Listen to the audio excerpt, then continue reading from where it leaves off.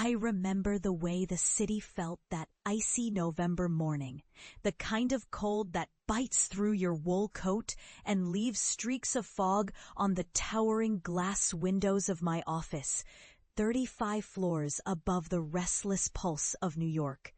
In that moment, staring out at the skyline I now command, I think back to the crowd that once brushed past me in the subway, never suspecting I was already plotting my escape from the shadows. My name is Helena Montez.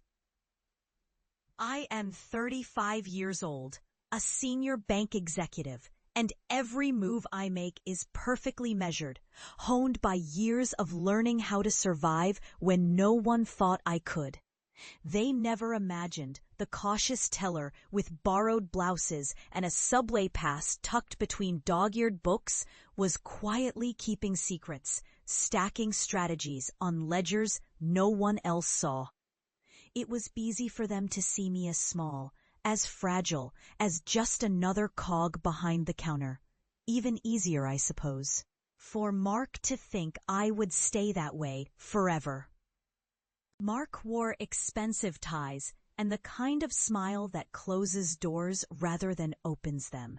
And he made it his game to remind me every day that ambition and trust could not coexist.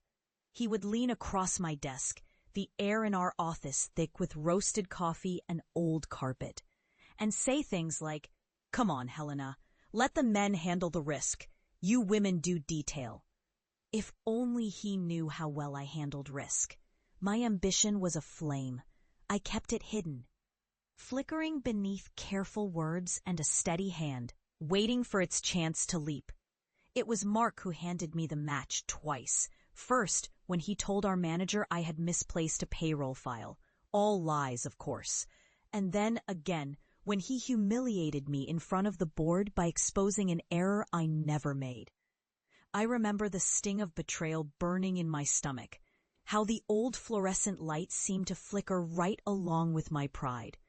I could have cried, but I did not. Instead, I watched every one of their faces, memorized the way they muttered my name with that word, lucky.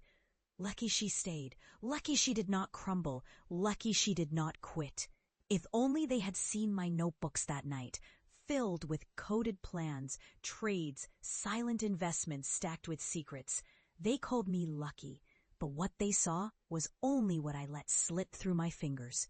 It took 2 years to gather enough capital through a maze of shell companies, dual accounts.